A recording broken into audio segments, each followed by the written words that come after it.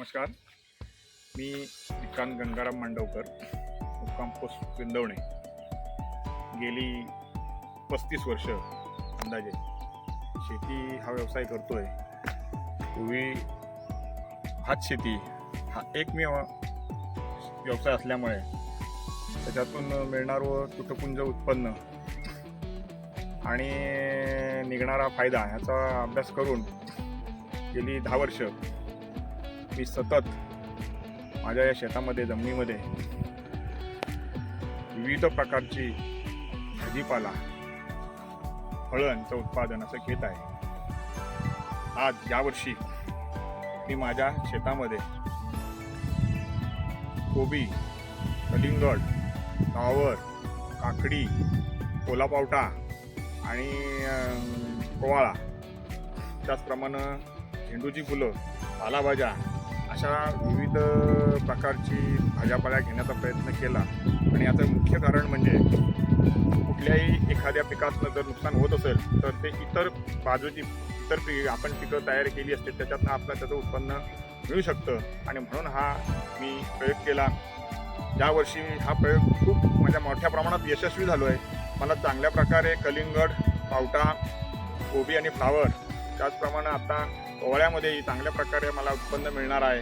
आणि मी खरंच त्या शेतीच्या माध्यमातून मी काही समाधानी आहे.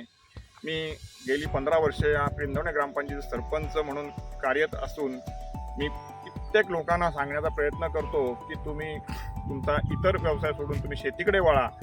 शेतीचं उत्पन्न मी जसं करतोय तसं तुम्ही करा. त्याच्यावर तुम्हाला 4 पैसे आर्थिक उपयोगिता तुमची आहे ती वाढेल.